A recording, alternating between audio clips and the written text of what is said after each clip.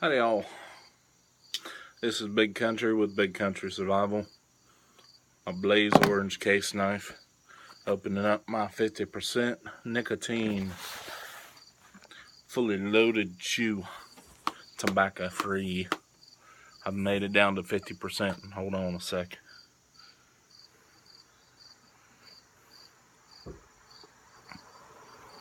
Alright, so we're going to be talking about profiles. Now, what is a profile, you might ask? It's something I do, and I don't know if anybody else does it. Okay? I don't know. I might be the only one does it. But this is something that I have found handy in determining whether someone comes to your place or not. Whether to talk to someone, whether they would be worth you bringing in. Also, family members, something good for family members that you would take in. For instance, parents that you would like to take in. And it'll be a way to differentiate pros and cons. And not necessarily whether you would bring your parents in or not, but some things that you would have to take into consideration. And so basically, what I got here, profile, and I have it divvied up into 2. You can divvy it up into 4 if you would like. But this is just an example here. You know, I usually do 2, but you can divvy it up into 4. I put physical traits / skills, and then mental / emotional. So now you could separate all of those. I lump them into the 2. And it's a simple list of pros and cons. So for the top, you would just say, you know, Uncle Joe, or what have you. All right. Physical skills. The pro. A good pro would be, hey, Uncle Joe's in good shape. That would be a good physical skill. Or a physical trait. A good skill, you know, say, hey, Uncle Joe can grow a garden really well. You know, so this would be hard skills. Soft skills, maybe. Uncle Joe, he always has a real good garden. Uncle Joe, he's really good. Here's more with a soft skill. He's really good at diffusing a situation, calming everybody down. That'd be a good one. Now for the cons. Con, hey, Uncle Joe, he, you know, he don't really walk too good. You know, he's you know, got them bad knees. Uncle Joe, he likes his snuff too much. That would be one of mine also. Although I am working on that, and I do this for myself. I give myself a profile to find areas, and I would recommend you doing this as well, to find areas that I need to improve upon in myself. And one of those, when I did the profile the last time, was my nicotine addiction. And so that is what I've chosen to concentrate on right now. So that would be a con.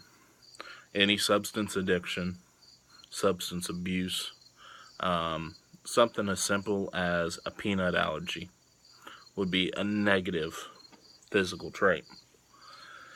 And now, something with a peanut allergy, I mean, that's not so.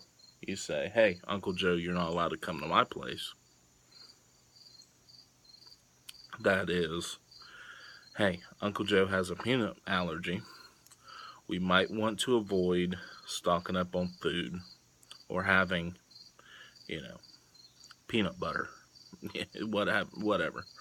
We might want to avoid stocking up on food like peanuts. Might want to concentrate more on this item as a substitute. Something like that. Hey, Aunt Tina, she's in a wheelchair. I'm just saying, just for examples. I mean, insert anybody you'd like in here. She's in a wheelchair. Now, that doesn't mean you're going to say Aunt Tina can't come out to your place because she's in a wheelchair. But you might want to look at some of her skill sets and determine, if you know that they have these bad physical traits, you might, you can maybe find ways to mitigate the effects and find jobs that they are good at, that they can do effectively with these bad physical traits. And I'm not trying to poke fun at anybody. I'm really not. I'm a nicotine addict who's overweight. I understand that. Again, one of my negative physical traits, I am working on bettering myself. I'm not calling anybody out on anything like that, okay? So there's that. A negative physical trait would be a lack, or a negative skill would be a lack of skills. Say, your cousin Ricky, he's an accountant, and he's a city boy. He's just a city boy accountant that all he does is go to work and be an accountant and do accountant type things, and then he comes home and he plays Call of Duty or whatever it is everyone's playing on video games now. Yeah, that would be a negative. Cousin Ricky, he's probably going to get stuck on some of the manual labor kind of tasks. He's going to get stuck doing stupid stuff that require no skills.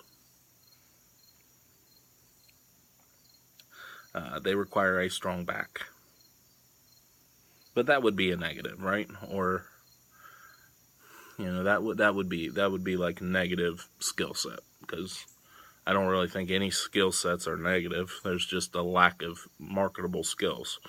An accountant isn't very marketable of a skill in a major grid down SHTF situation. Asking me, I don't think so. All right, now let's get on to mental and emotional. Mental, I put laziness and work ethic in this.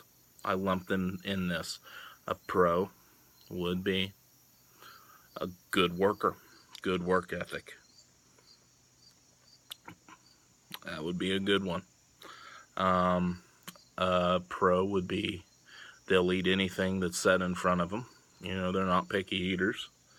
And this is in the mental.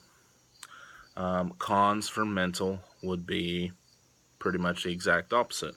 Pros for emotional. Emotional is more of your temperament. That's what I put on temperament. Your temperament would be like, are you a bubbly person? Are you a happy person? Do you have a nice personality? That would be a big time pro. A con, the exact opposite. Are you a negative, down in the dumps, depressed person? I'm going to call myself out on some of this pros and cons, or some of this cons. My con, one of them, is I tend to bottle stuff up. Okay, that's a con for me on the mental, emotional skills. or mental and emotional section. That's my thing. I tend to bottle up whatever's bothering me, and it bottles up and bottles up and bottles up. And that's my negative.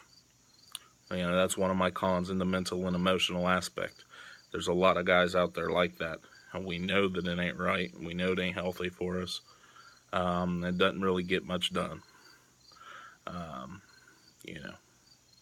You know, a way to remedy that is to try and, find some outlet for that. Whether that is talking to someone or not, find an outlet for whatever's going on. That would be a way to remedy that. Find healthy coping mechanisms with that. Something like that. But so that would be a con, right? Bottling emotions up. A irritable person, that would be a negative. Obviously, someone who's looking to stir up trouble, just poke the bear, stir the pot. Yeah, that'd be some negative stuff, right? So you want to make note of those things. Maybe stock up some extra Xanax or something for Aunt Millie. I don't know. I don't have any relatives by any of these names. I don't know why I'm using them, but you get my point. But you see my point. Okay. Another thing that I would put in this is if this person can handle death, stress, things that make you sad. Have you been around this person when they've lost someone that they really cared about? Did this person completely shut down and was, unable to function for like 2 weeks or 2 months? And I'm not even talking like kids, because I get it. Me and my wife lost a child, and I don't mention that a lot on the show, so don't think that I'm being heartless and cold about this, because I get it. But you need someone, if someone can't handle that and can't, grieve and push through it, is it something that will completely destroy them and they go crazy? That's what I'm talking about. I'm not talking about, your father passes away and you sit there and cry or whatever.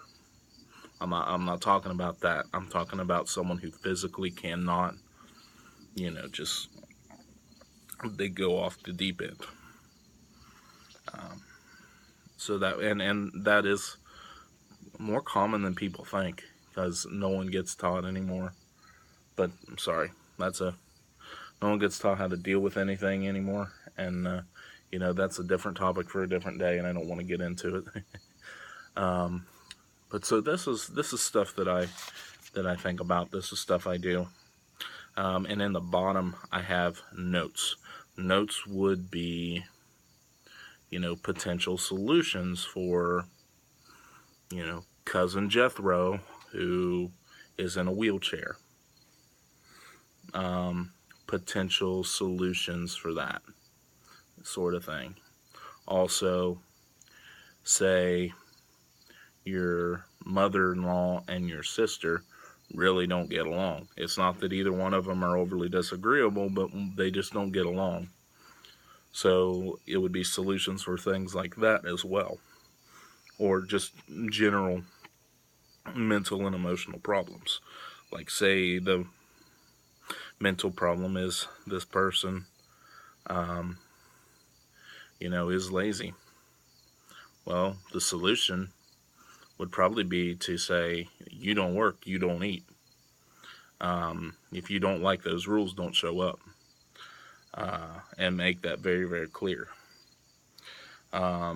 Or someone is a picky eater. Say, hey, let's stock up on a few more foods that they might like, but lay down the law that says, hey, you're going to eat what we got. I mean, you know, I don't want to hear any complaining or griping about it. Quit your whining. That might be a solution. And for the disagreeable part, you know, say your mother-in-law and your sister don't get along. Well, maybe don't put them working together very often. Have them doing tasks apart from each other. Maybe don't have them sleeping right next to each other. You know, that would be a good one, right? So anyway, these are things that I do, things I talk about, things I think about. Like I said, I go through different sets of people. People in my group, people in my family, people that I work with. I go through all of this, determining ways to solve problems that might arise if I let them show up, if they show up, things like my parents, or, you know, whether I am going to talk to this person, you know, about potentially them jumping on board with me and asking them if they, you know, want in, you know, this. Those would be, you know, this is just a way I found that helps it be organized more easily.